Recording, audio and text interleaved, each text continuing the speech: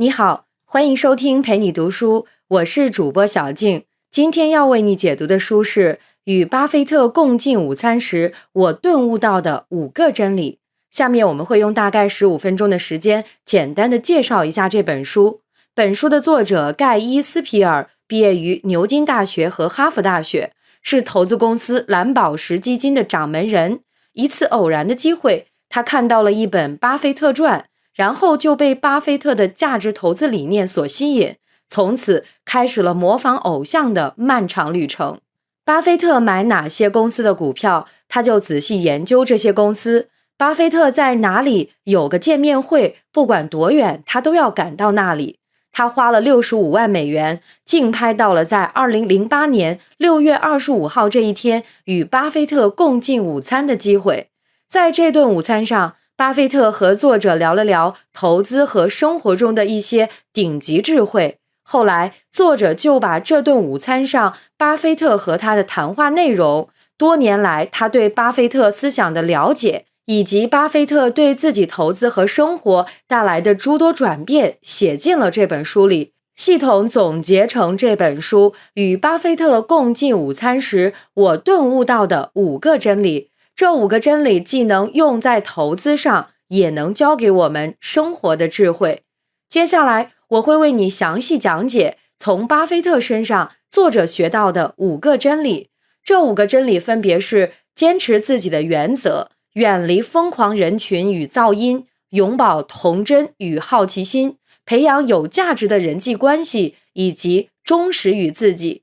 下面就为你一一讲述这5个真理。首先，我们来看第一个真理：坚持自己的原则。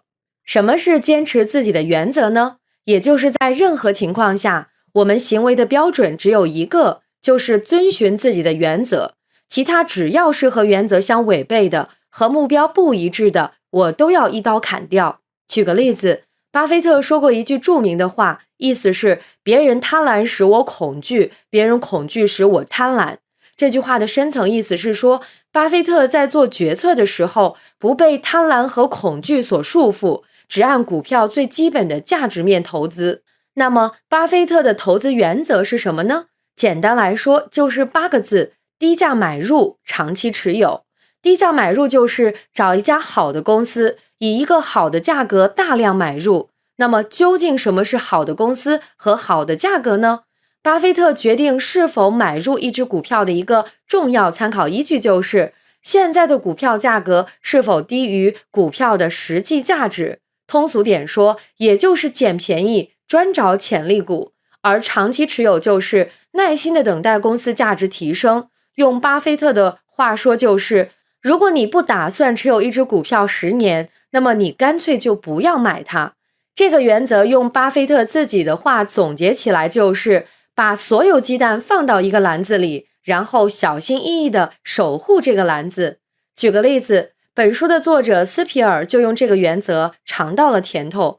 1995年，科技概念股暴涨，整个资本市场都在追捧，但是巴菲特却一点反应也没有，依旧投资那些看上去不怎么高科技，但是收益率却又非常高的行业。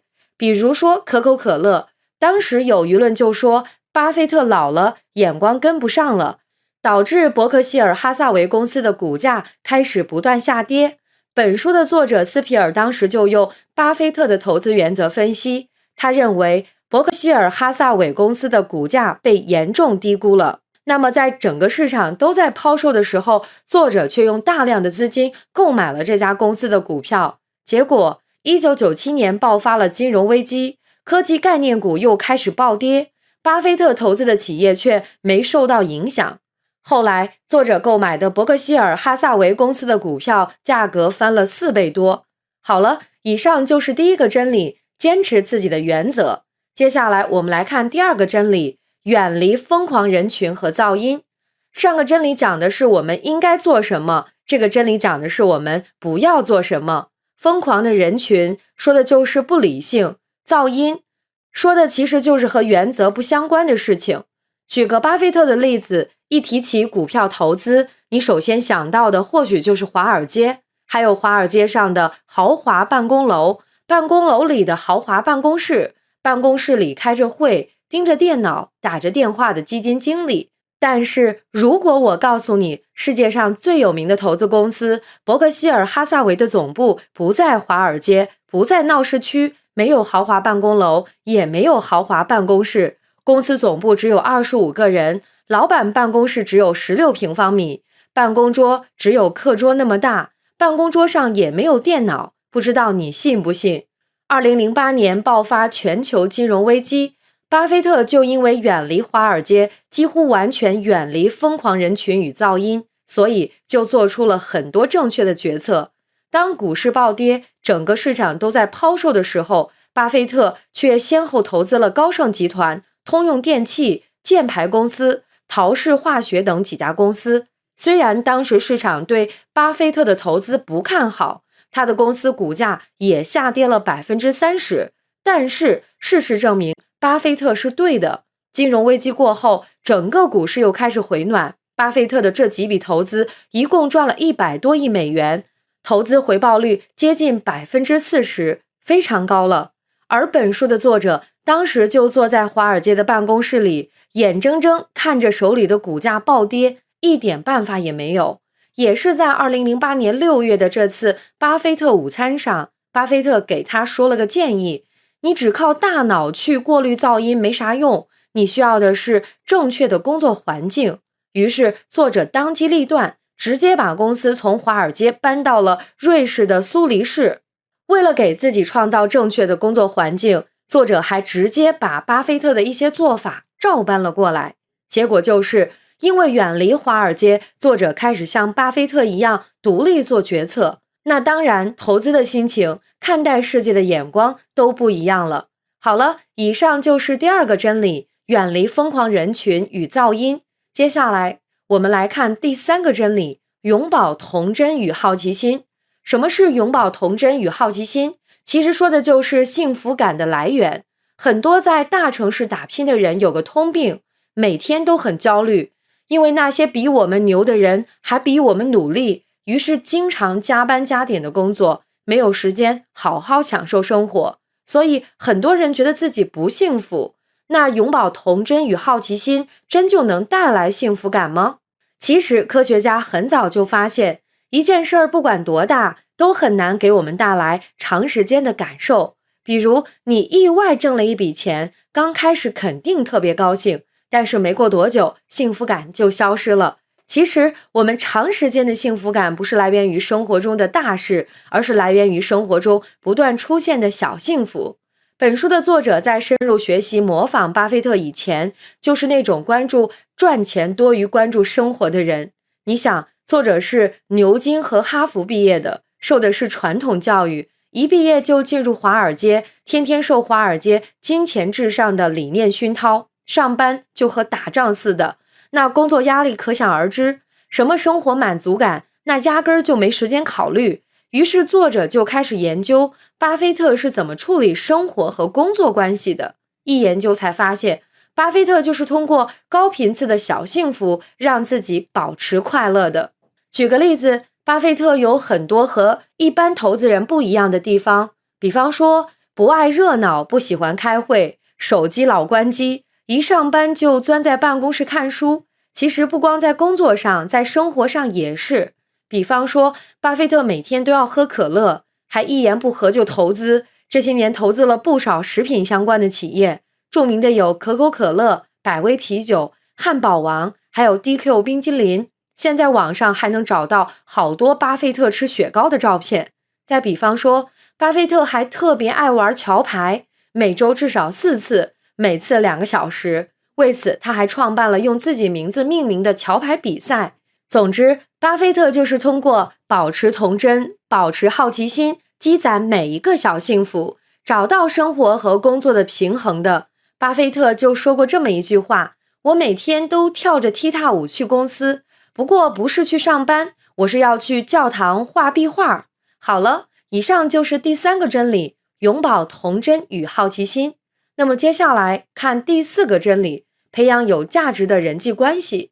我们先来看看什么是有价值的人际关系。有价值的人际关系就是指与这个人交往后，你会变得更加优秀，从这个人身上你能学到很多东西。当然，要建立有价值的人际关系，你自己也要变得有价值，最好能够和对方处在一个水平上，平等的交换价值。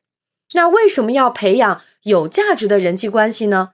简单来说，就是近朱者赤，近墨者黑。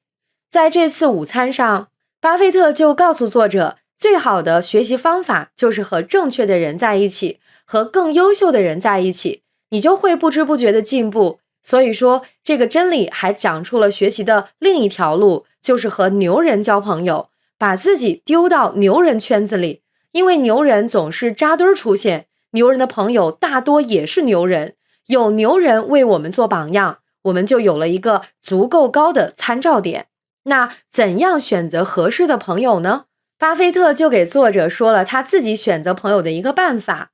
假如一个房子里有100个人，他会先选出10个他想要合作的，再选出10个他坚决不合作的，剩下的80个人有待观察，只把时间和精力集中在少数拿得准、信得过的人身上。好了，以上就是第4个真理，培养有价值的人际关系。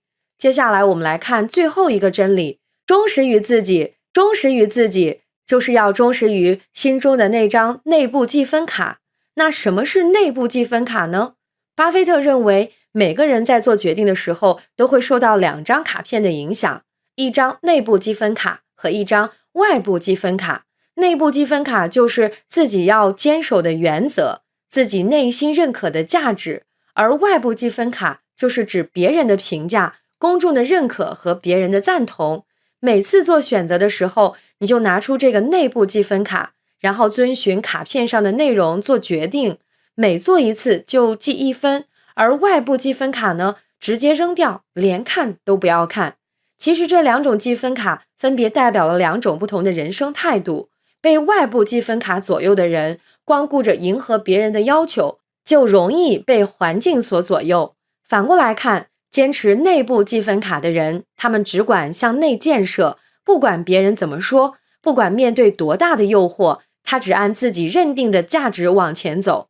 举个例子，巴菲特非常有钱，这我们都知道，但是你知道吗？巴菲特住的房子是20世纪50年代花3万美元买的，开的最多的车也是很多年前花1.5万美元买的，早餐吃的最多的是汉堡和可乐。一个富豪硬生生把自己活成了一个中产阶级，那他为什么这么做呢？